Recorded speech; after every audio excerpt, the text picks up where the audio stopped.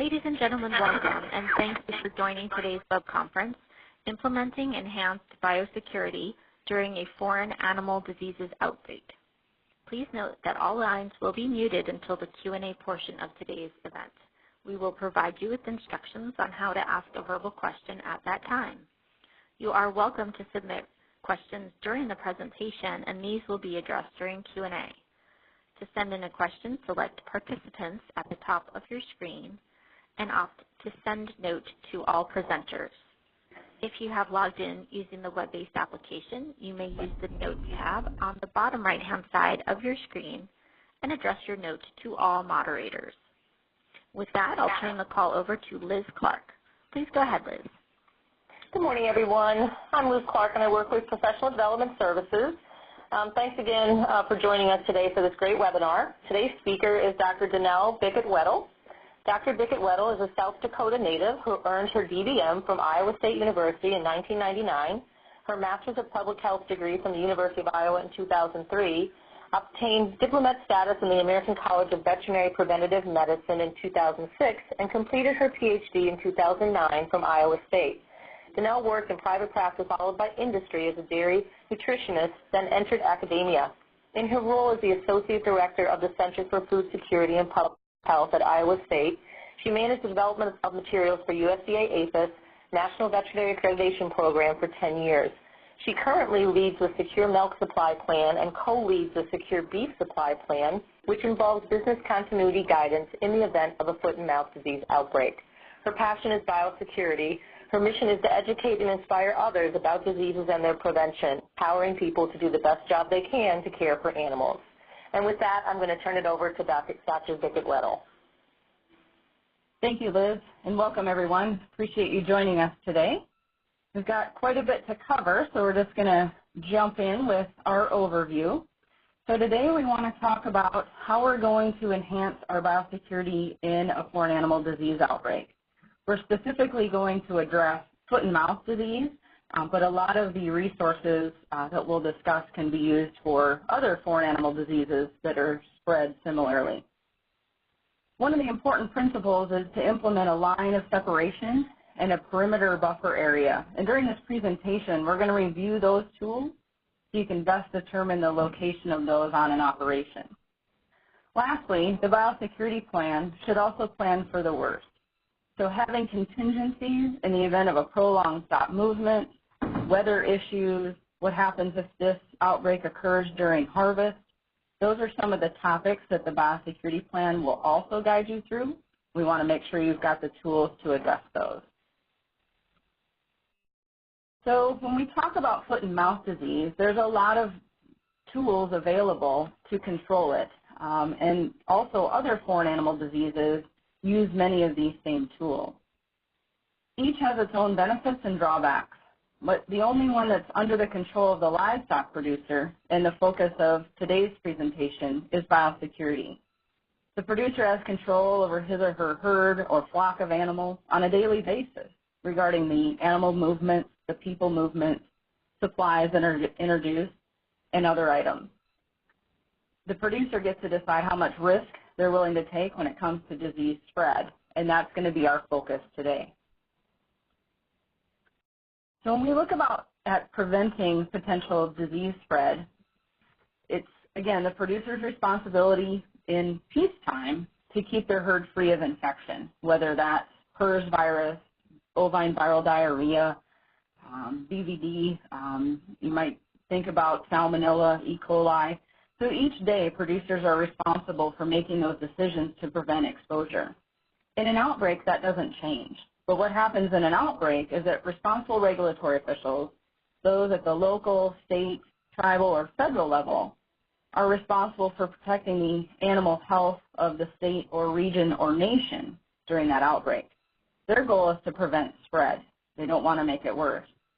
So these are the folks that are going to determine the requirements to receive a movement permit when a livestock operation finds itself within a control area for a foreign animal disease. One of the requirements to get a movement permit will include biosecurity. So we're going to talk today about what we've learned from high path avian influenza and what we can apply to our hoofed livestock like cattle and swine. So in the fall of 2015, following the 2014-15 high-path avian influenza outbreak, which you'll recall is the largest animal health emergency response in U.S. history, we didn't want to have a repeat performance of that outbreak. So enhanced biosecurity for poultry producers was developed. Our team here at Iowa State had a hand in that and came up with some biosecurity concepts that would benefit all poultry operations. And those include the 4 items you see listed on the slide. A biosecurity coordinator. We're going to use the term manager when it comes to hoof stock. A site-specific biosecurity plan as opposed to a corporate level plan. A line of separation for each building, and also implementing a perimeter buffer area on the site around those poultry buildings and activity areas. So this information was given to USDA, reviewed heavily. It was also given to the delegates for the National Poultry Improvement Plan conference that was held in August of 2016. That group revised it, kept the same principles, but also added auditing. In January of 2017, Standard E Biosecurity Principles was added to the National Poultry Improvement Plan. And in May of 2017, the final plan was published in the Code of Federal Regulations for the CFR. There'll be another webinar that addresses the specifics of the Poultry Biosecurity Plan. And also more information about this is available on the NPIP website. I'd encourage you to take a look there for more information. So switching gears to our hoof stock, the secure milk, secure pork, and secure beef supply plans followed that same poultry approach, incorporating those same biosecurity principles.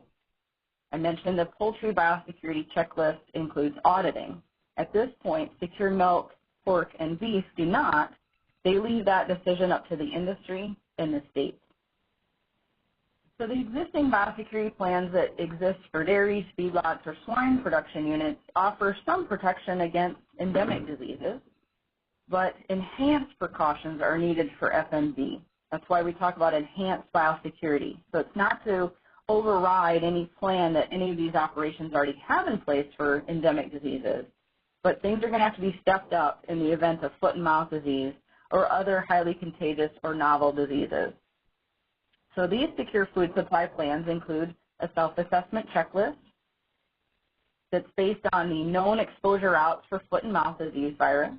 It also has a corresponding information manual that can be used to help develop the site-specific or operation-specific enhanced biosecurity plan.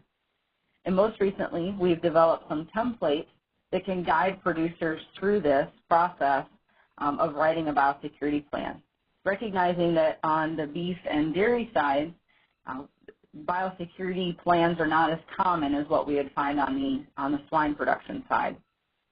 But if you have a mixed operation, say you raise feeder cattle and feeder pigs, we made sure that the checklists are unified across the different hoof stock species. We've got industry nuances. Of course, on the dairy side, we talk about milk movement. On the swine side, they're raised indoors, so we'll spend some time talking about a perimeter buffer area. But in large part, the concepts are similar across all of them, such that it'll make it easier for producers, veterinarians working with them, to write a plan to protect whatever species is beyond that fence. So the principles we talked about with the poultry plan follow suit with the secure beef, pork, and milk plan. So we'll talk a little bit more about the Biosecurity Manager, our site-specific written enhanced biosecurity plan, and then finally the big concept of protecting the animals on site. Implementing a line of separation. This works for all animals, whether they're raised indoors or out. And then the perimeter buffer area, it's kind of that little extra that happens for indoor raised animals. So the Biosecurity Manager is someone that needs to be familiar with the facility. Having some history there over time is good. If they are not a veterinarian, we encourage them to develop their plan with their veterinarian. This person is very skilled in understanding infectious disease principles. They know the region, the area of what some of the wildlife challenges may be. So developing that in concert is very much encouraged. The Biosecurity Manager is the person on site that communicates the biosecurity measures to those coming on. So whether they're employees, milk haulers, feed delivery, propane, the garbage truck, they're the ones that need to make sure people are aware of those concepts. And they're also the monitor. They make sure that people are complying with those biosecurity measures. Another principle is to have that site-specific biosecurity plan. It should be reviewed annually, and as any changes occur, an expansion, a change in production, say we add feeder pigs and didn't have them before. And finally, that plan should include a labeled premises map. And we're going to show you how to accomplish that with a few short steps. So let's talk about protecting the animals. Establishing a perimeter is important. Where do you put that perimeter? Well, for outdoor raised animals, we understand that it's more difficult to protect them from exposure. It's hard to drive to a dairy in the United States of America and not run into some wildlife. Those animals are out on pastures. Our beef cattle are out on pastures. We recognize that it's harder, but it's not impossible. So let's talk about some ways that we can accomplish that. And I apologize, it should say indoor raised animals for that second bullet there. We talk about the walls of the building. That's a great protective mechanism for those animals housed inside, whether they're swine or poultry or even confined feeder cattle. And then the area around the building is another perimeter that we can establish. So let's talk a little bit more in detail about establishing those perimeters. So for our outdoor raised animals, we use a term called line of separation, and it's our one and only. Our indoor raised animals also have a line of separation, but they get a little extra, a perimeter buffer area. So when you look at the definitions of a line of separation, it's that outer control boundary to minimize contamination near the animal. It's a way to stop movement of off-farm to on-farm, whether that's vehicle movement, people movement, animal movement. So on an indoor raised farm, we would move that line of separation from that outer control boundary to the walls of the building. So we're going to tighten things up on an indoor raised facility to separate those animals from possible sources of infection. And then we're going to add this perimeter buffer area, which if you read the definition is pretty similar to our outdoor raised animals line of separation. So it's that buffer area around the buildings and any animal activity areas, again, to separate that movement.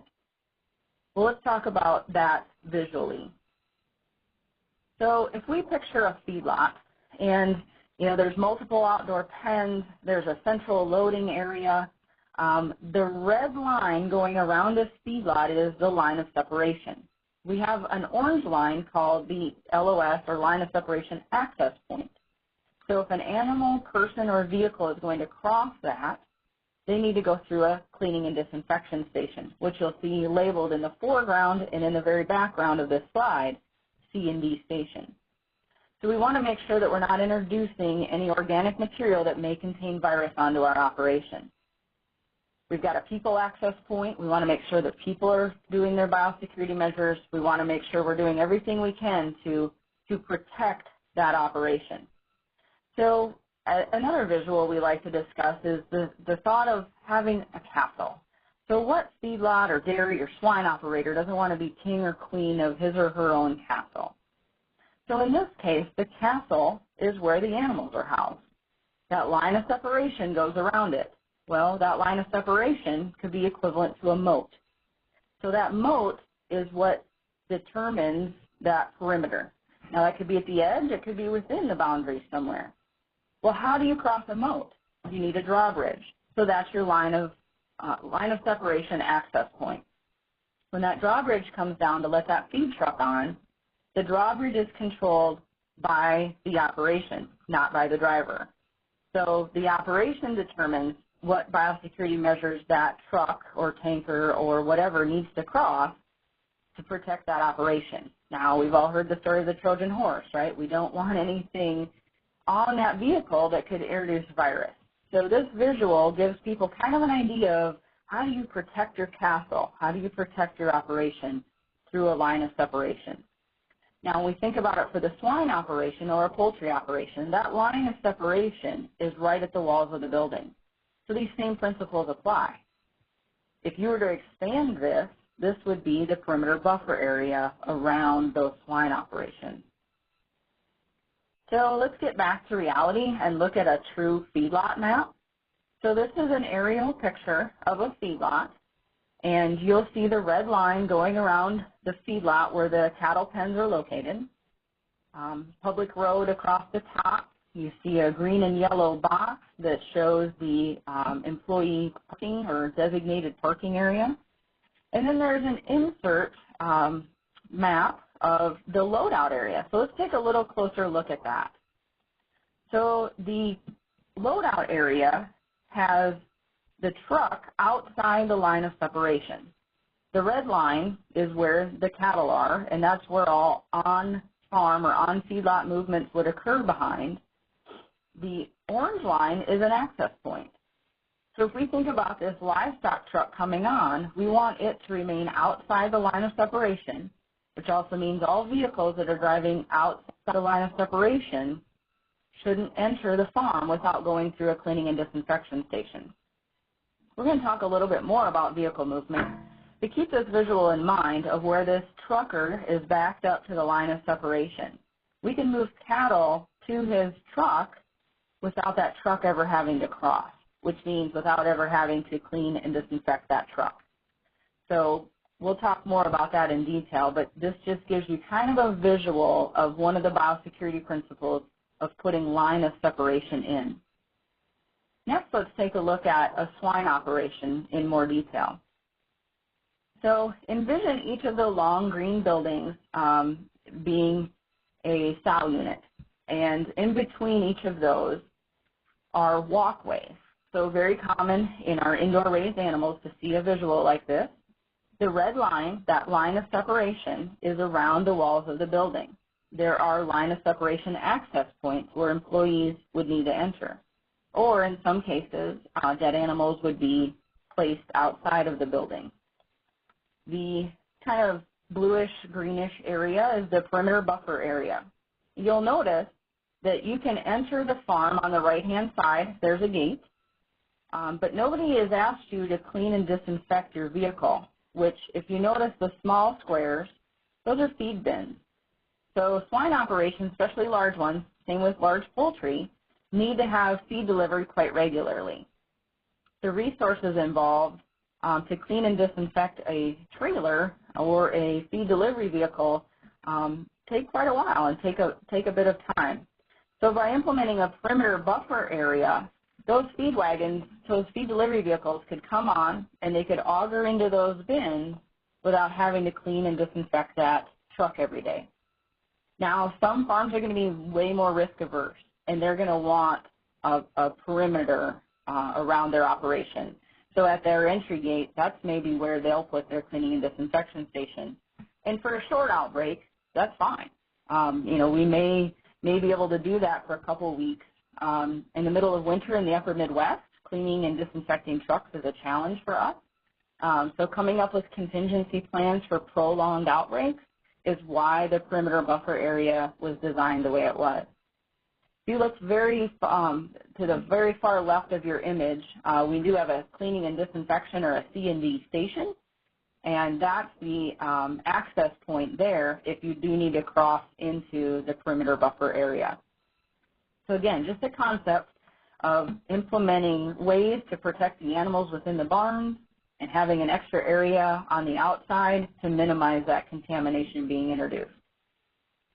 Next, we're going to talk about writing your site-specific or operation-specific enhanced biosecurity plans. We'll go through some of the resources that are available to you. So when you sit down to write a biosecurity plan, you want to make sure that you're explaining how the site or the operation meets all of the measures listed in that self-assessment checklist. So pictured here, you see a plan for a swine operation and how they're meeting each one of those measures. They've also included a map and labeled the buildings. Where's the line of separation? Where do we move dead animals? Where does feed come in to be delivered? Where does it have to go through a cleaning and disinfection station? So in the absence of an outbreak, developing these plans is very important because some of this takes a little time and a little creativity to figure out a way to do things differently to conserve resources while protecting that operation from exposure. So we have secure milk, pork, and beef self-assessment checklist for that enhanced biosecurity. Those are all available on the website for each of those projects. So securemilksupply.org, securepork.org, and securebeef.org. You'll be able to go through those checklists to kind of get a feel for what the expectations are. And keep in mind, these are very much aligned with what was developed for the 2014-15 high-path avian influenza and the lessons that we learned from that outbreak. So let's talk a little bit more in detail about the items that you'll find in these checklists. So points 1 through 5 are similar in all of the checklists. Whenever you see something in a bracket, that just means it may be an industry nuance. So again, protecting the dairy operation, swine operation, beef operation, that term of course would change. And you'll see the perimeter buffer area and securing the building under protecting the dairy operation in brackets. So those are things that are specific to indoor raised animals. But again, you'll see similarities across all of these, and we'll talk about some of those in more detail. So next we'll look at items 6 through 11. The swine checklist has 10 items. They don't move products as much as we do in the beef industry or the dairy industry. So they did a combination of animal and product movement for their item number 6. But when you look at the brackets around milk collection, feeding dairy products, and milk disposal, those of you that have followed along with the Secure Milk Supply Plan development will recall a document called the Biosecurity Performance Standards for Raw Milk Collection and Transport. So we look specifically at what does it take to mitigate disease risk around a truck and driver during milk collection and hauling. A risk assessment was done based on that. So this one portion of this checklist contains those specific criteria that producers would want to meet and the state officials and federal officials would want them to meet to mitigate that risk around the milk tanker. This checklist is sometimes referred to as a whole farm checklist because, again, it addresses all the different ways animals may be exposed to foot and mouth disease, not just the tanker movement. So for producers wanting to protect their herd, the whole checklist is recommended. In the event of moving milk, we want to make sure the parts and pieces around milk collection are met, which people can find under Section 7. Next, we'll talk a little bit more about the recommendations that you'll see. So we ask the farmer, the producer, to critically and thoroughly evaluate each of those checklist components and say, are they in place, are they in progress, or are they not in place? So it's a self-assessment. Recall that auditing is not yet a portion of this. It may come if the industry decides they want to do it or states decide they want to do some auditing. But right now, it's a self-assessment. So it gives you a worksheet to kind of work through. And then, because implementing this amount or level of biosecurity can be a little bit onerous without a highly contagious disease like foot and mouth disease, we encourage people to take that checklist and decide, well, what should I implement in the absence of foot and mouth disease? Some of these things are pretty specific, and they need to be in order to protect that herd during an outbreak. Now, if FMD is diagnosed in the United States, it's highly recommended to prepare to implement all of the items, just because we move animals and animal products so very much that we want to protect our herds once FMD is diagnosed. But if you find that your farm is located within an FMD control area, the officials may require the farms to implement all of the items in which to protect themselves and in order to request a movement permit. So those are kind of the options once that biosecurity plan is written. So in order to prepare to write this plan, another tool we developed was a biosecurity information manual. So it goes into a little more detail about each of the checklist items and gives you some options, gives you some recommendations of how to meet that. So again, more details are available in there, and we'll be covering some of those when we talk about contingency plans today.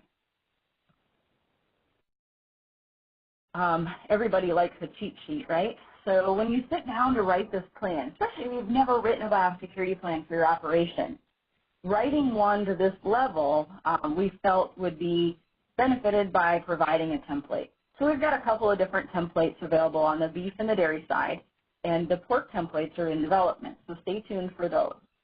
But these are developed in such a way that it walks you through each of the items in the checklist. So first, describe the scope of your biosecurity plan. What is your premises identification number? What is your GPS latitude and longitude? What kind of animals do you have here? Do you have other premises associated with your farm? Tell us about your biosecurity manager. Tell us about your written plan in detail in this document. So there's fill in the blank options, things that you can check, things you can delete, and it just guides you through the whole process. So the dairy one is 11 pages, the beef one is 10 pages. So it's, again, meant to kind of coach people through this whole process. When the producer and their veterinarian sit down together, you still need to be creative and make it customized to your operation, but this will help you get there. So how do you make people aware of your biosecurity plan? Well, one of the checklist items talks about training. So the biosecurity manager and the essential personnel that the dairy defines need to be trained at least annually. We want them trained on how to keep FMD out of a herd, keep that fresh.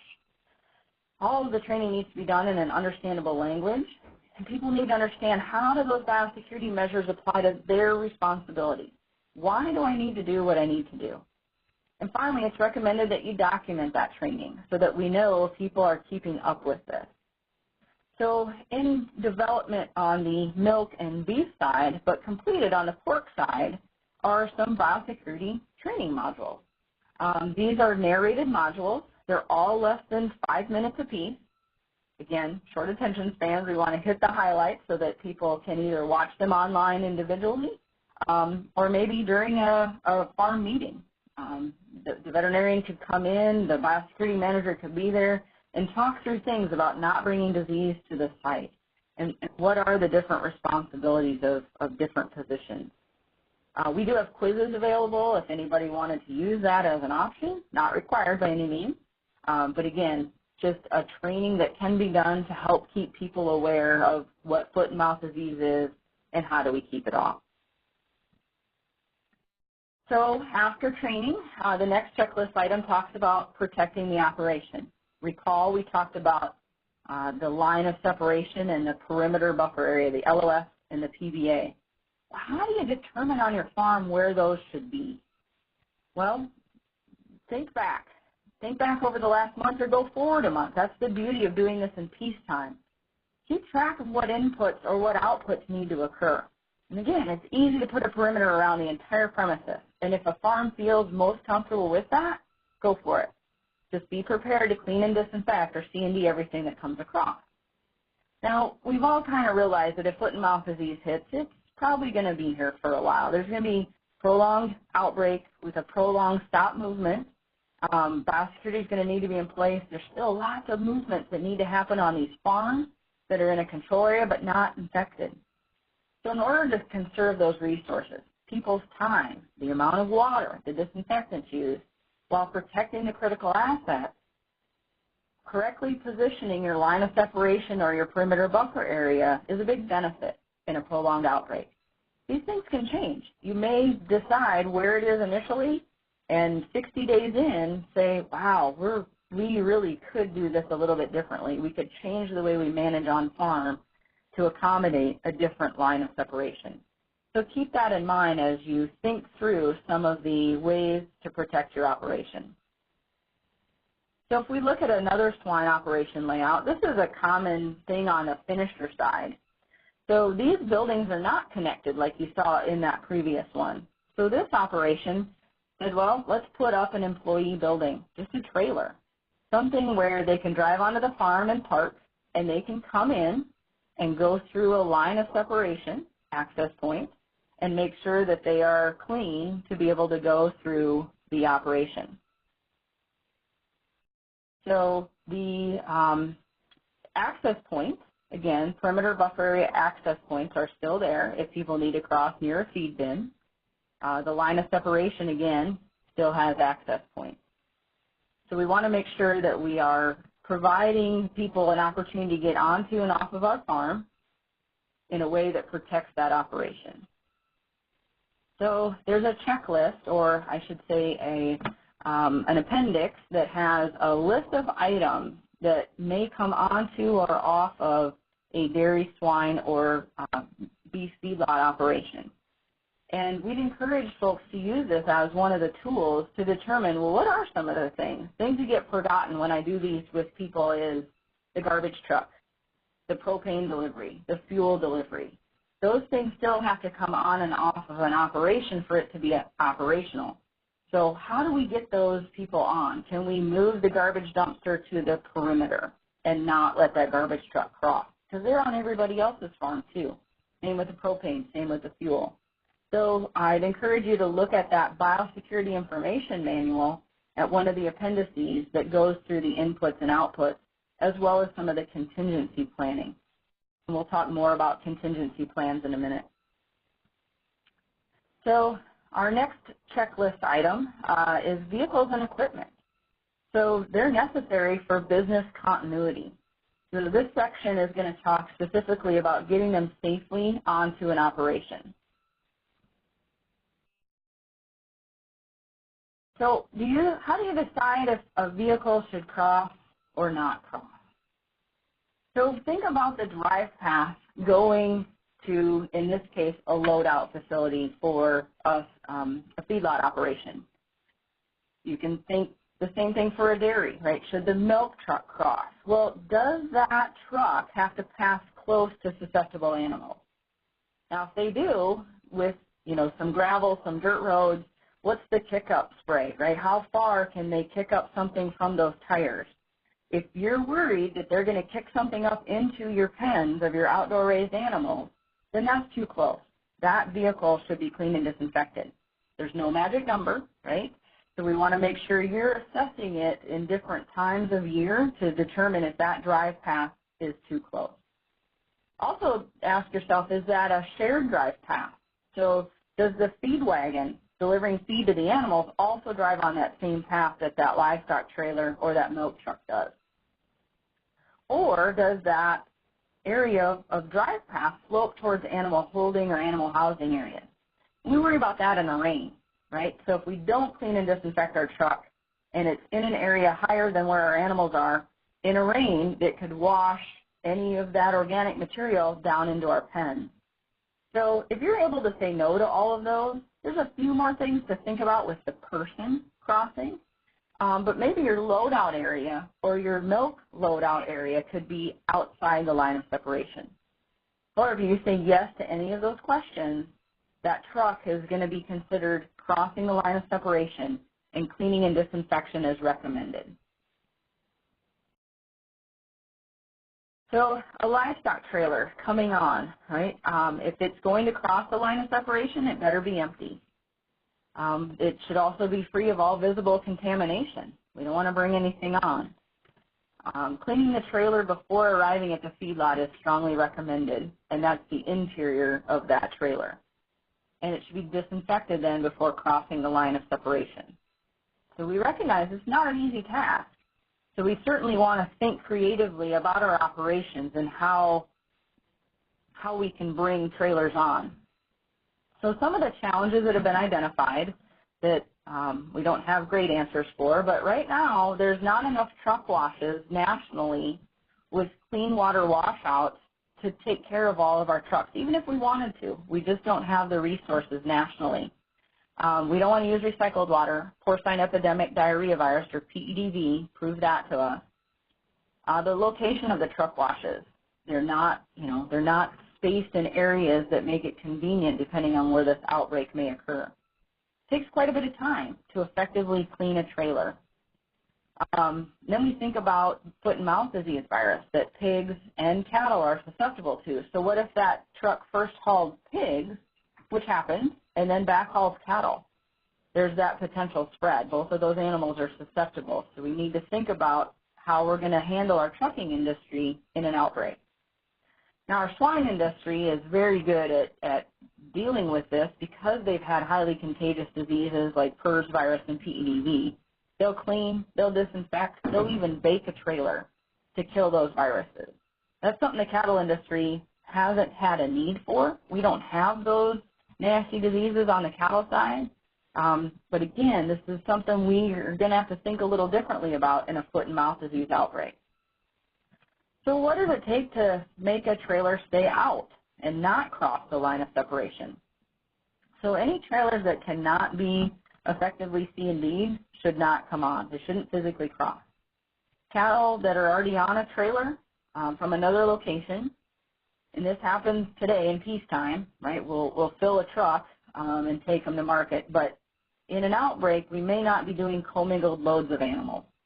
But that would be a reason why we wouldn't want to have that trailer cross. So an alternative, and this is something, again, we look to our swine industry folks to do. Granted, those animals are smaller, but they use internal transport vehicles to move those animals across their line of separation. So thinking about where animal loadout occurs, or even milk loadout occurs, right? If we don't want to have to clean and disinfect that truck, how do we get those animals to the perimeter of our line of separation or perimeter buffer area in the event of swine? So can we do something differently in an outbreak that keeps those trailers at the edge? Can a platform be built where one truck backs up and the other one backs up, and we've got good secure gates and chutes to move those animals across? So again, it's not ideal, but we're going to have to think differently in an outbreak of how we're going to move animals once they're permitted for animal movement. On the milk side, when we first started the secure milk supply plan, everybody is very risk averse. They put that premises perimeter out there and said every truck that crosses the line of separation needs to be cleaned and disinfected.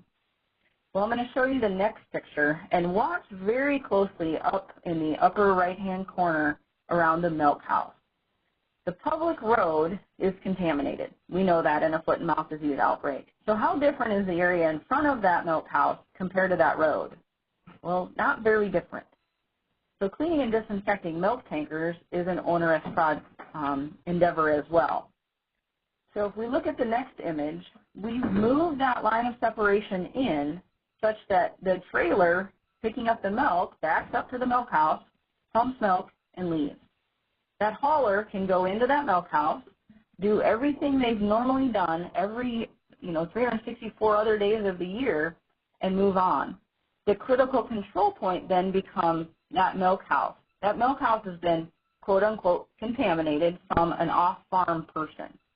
So an on-farm person, after the hauler is done, dons their personal protective gear, boots, gloves, whatever, and goes in and cleans the areas that had contact with that hauler. And all of a sudden that red line moves out again and protects that milk house. So we've got to think creatively, and if the farm layout allows that to happen, they're not going to have to clean and disinfect milk tankers unless the farm decides that's something they want to do to even further protect them. But again, getting creative is going to be key with this. So how do you make one of those aerial maps or those premises maps? We've got a document. It's available on the website, Secure Milk, Secure Beef, and Secure Pork, to create a premises map using Google Maps. There's a lot of different mapping programs out there, so we are not endorsing one over another, but this will certainly step you through in 2 pages of how to make a map like you see pictured here. And that's something that needs to go into the biosecurity plan.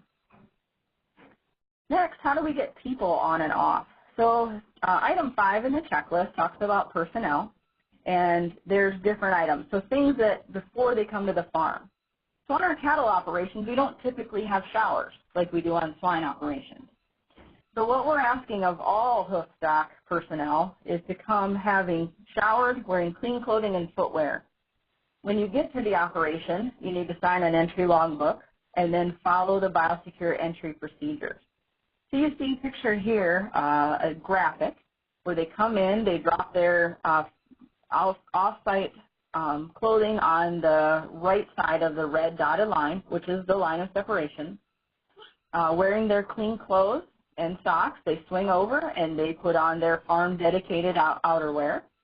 Go do what they need to do, come back, take all that off, wash their hands, sit on the bench, swing across, get their gear back on, and go home. You see pictured here, this was done at one of the California demos. They've got the luxury of no snow or ice.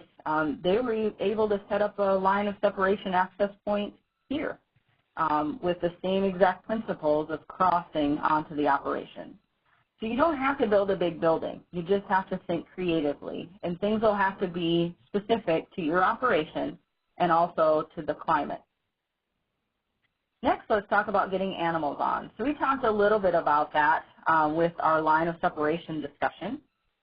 But we talked about animals coming onto an operation. So this is a farm. You own a farm that has not been infected with foot and mouth disease. So all these biosecurity procedures are working. Great job. You're able to potentially move animals on. In a prolonged outbreak, this will probably need to occur.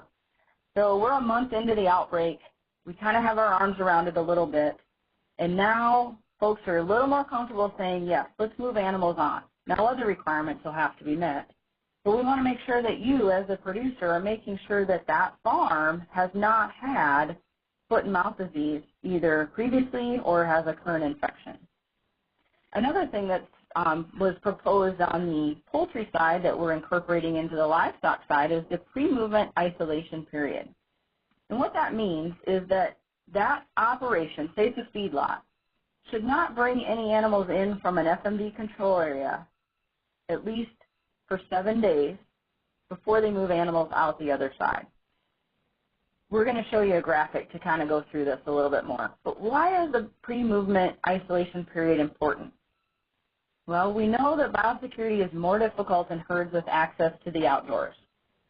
So we've got to have some type of extra buffer, you might say, to kind of protect them. We also know that our surveillance tools are lacking at this point to be able to look at an animal with no clinical signs and say, yes, I'm comfortable that you're not going to spread disease. So in an animal movement situation, if we're going to slaughter, they may be a little bit reluctant to accept those animals from a control area. So what else can we do? Producers with a negative herd might be reluctant to receive those animals from a control area. So what else can they do? Our Unified Incident Command officials, those monitoring and managing the outbreak, might be reluctant to let those animals leave the premises and leave the control area. So this pre-movement isolation period is on top of all the biosecurity measures that were done and on top of all the surveillance tools that are available. But what we want to do is demonstrated in this graphic. So the top graphic, if we want to move animals off-site for production, not to slaughter, but for production, pretend your feedlot is this center and you're raising dairy heifers. And those dairy heifers need to go back to the dairy because they're going to calve. So that means I cannot bring anything in from an FMD control area for a minimum of 7 days. FMD control areas are going to be high in viral load. Incubation period for cattle is 14 days. Swine could be as short as 2 days. So the 7-day period says, okay, let's think about it in averages, right? We may decide 7 days is too long. We may decide it's too short. But right now the recommendation is 7 days of not moving animals in. So in those feedlot heifers, if they have no evidence of infection and have met all the permit requirements, would be allowed to move on a permit to a dairy operation. So that 7 days is just a buffer time frame. What if that feedlot's receiving animals? What if that dairy says, hey, I need to bring heifers to you? Well, that means we didn't load anything out for a minimum of 7 days. So nothing went out either. So again, those points of animal movement are high risk. So we want to maintain a minimum of 7 days to say, look, we're not going to move anything on or off to lessen our risk of exposure. Okay, so next we will talk more in detail about contingency planning. So in the event we can't move animals for a period of time, we can't move manure, we can't move milk, what do we need to plan for or write down in our biosecurity plan? So back to protecting the dairy herd, cleaning and disinfection station. What if it's too cold? What if it's freezing weather? What if we have storms coming through? Those are things that we need to think about. How else can we do cleaning and disinfection on our operation? So we have plan A, right? Maybe right out in the wide open in the best, absolute, wonderful spot. Then we got to have a plan B. Is there a sheltered area? Is there an off-site location? Can we do deliveries different? Can we auger feed across the line of separation? Can we dedicate drive paths, and instead of cleaning trailers, we're cleaning the drive path? Again, we talked about loading animals at the perimeter. So how can we get creative to still protect the dairy herd? Next, we'll talk about animal movement. And in the event it is interrupted, which it will be, plan for that. Plan that animals are not going to move for a period of time once foot and mouth disease is diagnosed. So how do you maintain biosecurity? Well, I've got an excerpt from the template on the secure milk supply side. So for dairies that normally raise their own heifers, you'd want to say all heifer or all bull calves or all heifer and bull calves born on the operation can be cared for. We're used to it. We have what we need. But for dairies that normally send them off at a day or two of age, especially bull calves, we need to think through your contingency plan. How are you going to care for those animals? Do you have the housing, the feed, the feeding equipment, the personnel to be able to care for those animals in a humane way? So again, we talk you through that in the checklist. Animal product movement. In the event raw milk cannot be moved off, what is the plan for disposal? So we've got some ideas generated in the Biosecurity Information Manual and in the template of ways that you need to think about, what if I had to dump milk for a period of time? No one wants to do that, but what if you had to? What is your contingency plan? Semen and embryos. You may be making some breeding decisions at this point, especially on on the dairy side. So make sure that those products that are coming in have documented biosecurity practices and they are free from FMD, no current or previous outbreak. Carcass disposal. So this is for normal mortalities, not known to be infected. That's going to happen, right? There's livestock and there's dead stock on these operations.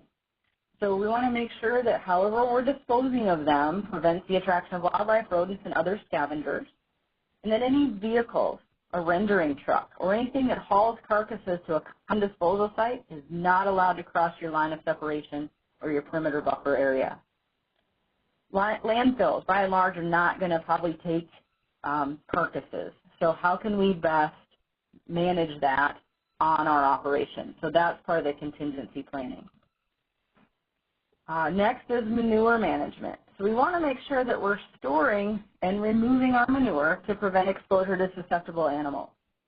Again, we need to meet state, local, and in an outbreak, responsible regulatory officials are going to have some regulations. So what is an on-site storage plan if manure cannot be permitted off the site during an outbreak? And we all know there are certain months of the year that's easy peasy. We've got the storage in our manure slurries or our lagoons. We can hold tight for a while. There are other times of the year that's going to be next to impossible. So think through that, because when this thing hits, there's going to be a lot of confusion and a lot of questions. And the more information that you can get down on paper ahead of time makes that piece of it a lot less stressful. And it shows to the regulatory officials who you're requesting a movement permit, hey, I thought through some of this. And we're going to need to work together because at some point I'm going to have to pump manure. Where can it go? So manure management, carcass disposal, milk disposal, not being able to move animals, those are all contingency plans that this biosecurity checklist and templates walk you through. So where do you find this information? The Secure Milk, Secure Pork, and Secure Beef websites house it all.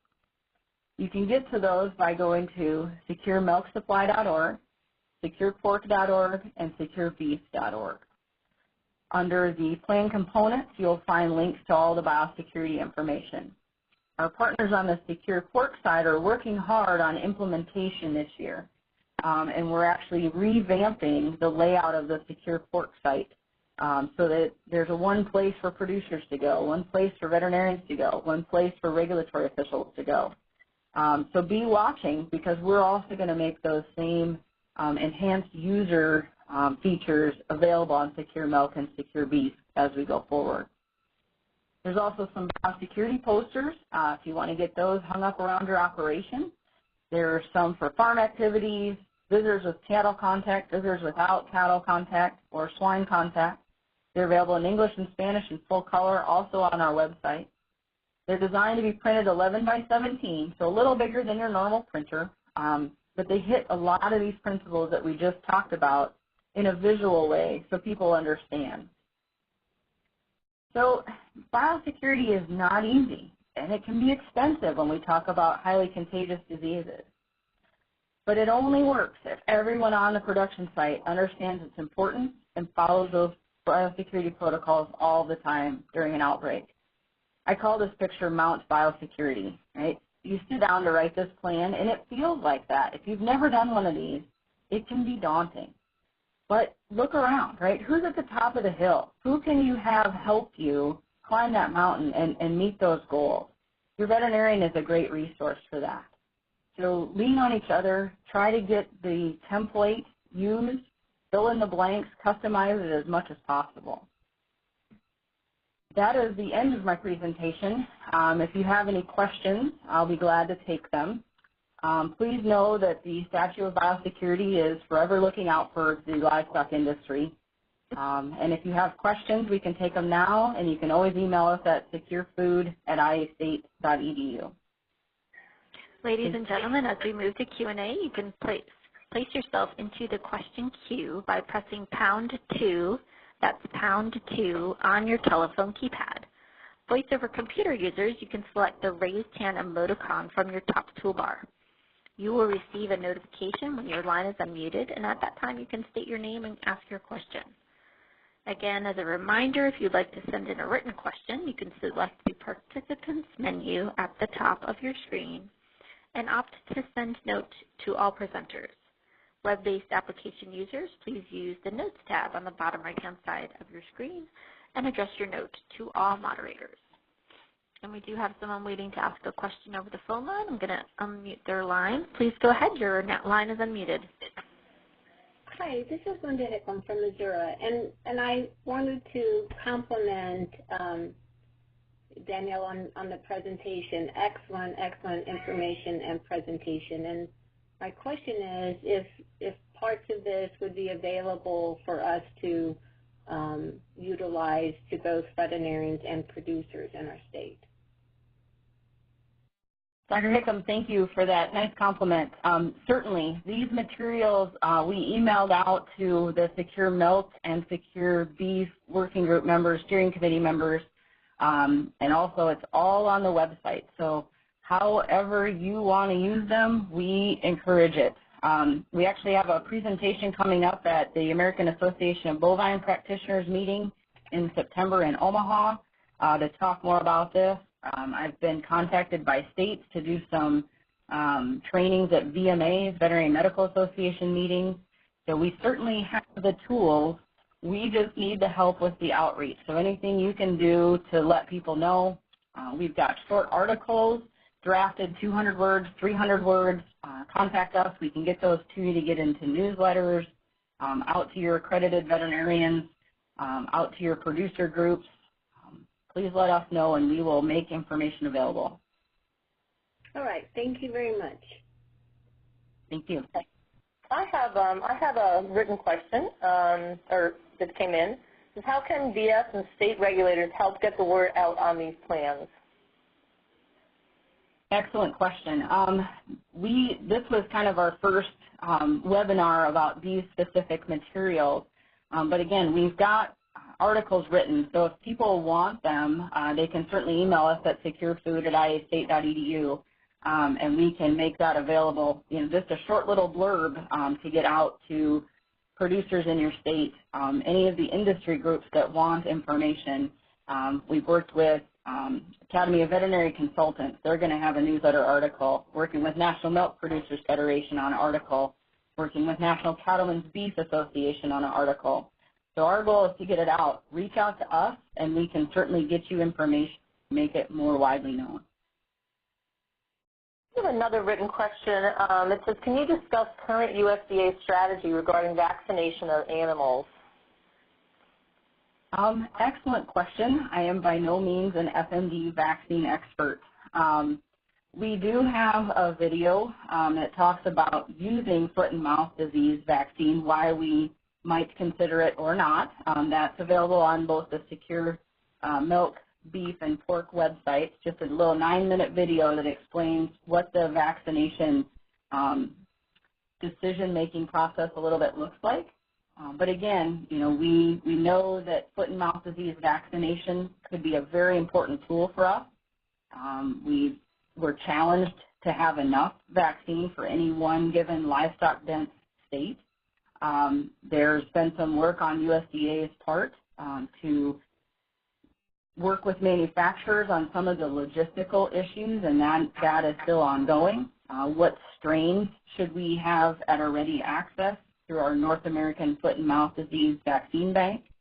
The logistical issues of getting the vaccine distributed and then into animals, and the whole traceability piece of it. So that alone could be its own webinar, but there's a lot of great resources on FMD vaccine surge capacity, the vaccination for foot and mouth disease, information that you'll find under the FMD tabs of any of the Secure Milk, Beef, or Pork websites. Okay, do we have any other questions? At this time, we do not have any questions waiting on the phone lines. Again, as a reminder, if you'd like to ask a question, you can press #2 on your telephone keypad, or if you're using voice over computer, click the raised hand emoticon in your top toolbar, and you'll hear a notification once your line is unmuted. We did receive one other written question. Were you able to see that, Liz? I don't see it. Okay, would you like to read it? I do. The question says, do you have biosecurity materials for fairs and exhibitions? Great question. Not specific to foot and mouth disease, but our partners, the National Association of State Public Health Veterinarians, and that acronym is NAS, P as in Paul, H as in House, V as in Victor, .org, have a compendium of animal contacts. So animals in public places. So they've got some great resources on their naspHV.org website that will work you through setting up fairs and exhibitions, and they've got signage, all those things to make it a safe and fun experience for the families coming through to enjoy our wonderful animals. Can you say that website one more time, please? You bet. It is naspHV.org, the National Association of State Public Health Veterinarians.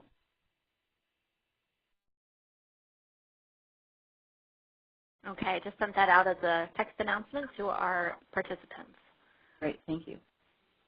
And at this time, we do not have any other written questions that have been submitted, and we do not have anyone waiting to ask questions over the phone. Now that I said that, we just got another question. Has the secure milk, pork, and/or beef supply been designed for movement from infected zone, 3-kilometer radius, or only through surveillance zone, or both infected and buffer zone control area? Excellent question. So the secure milk, beef, and pork supply plans kick in after foot and mouth disease is diagnosed, and they apply to everyone in the control area.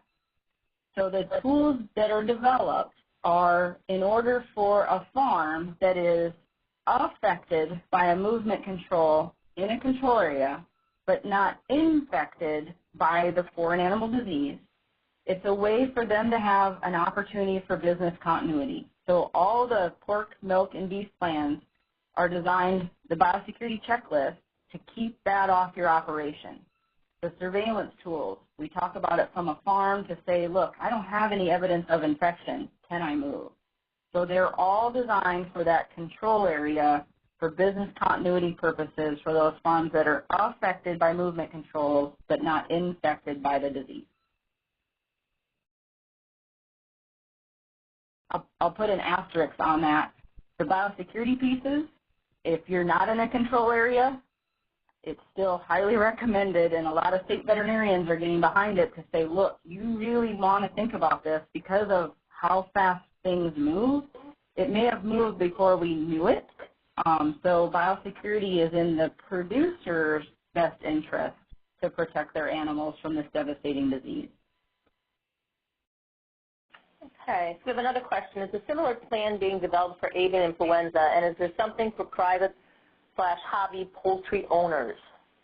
Great question. So if anyone asks what came first, the chicken or the egg, you can say the egg. So the Secure Egg Supply Plan was started in 2007 with this entire focus. How do we help egg producers that are not infected with high-path avian influenza but are affected by movement control? How do we keep them in business?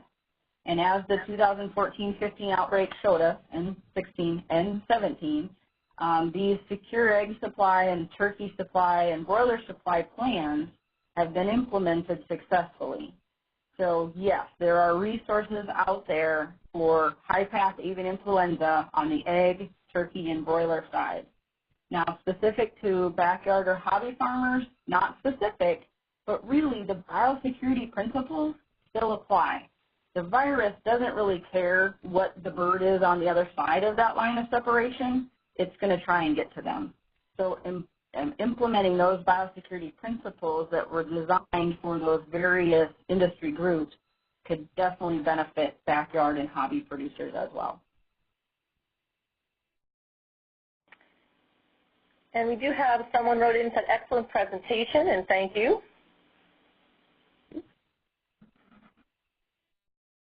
And we do have an additional text question that was just submitted. Are you able to see that, Liz?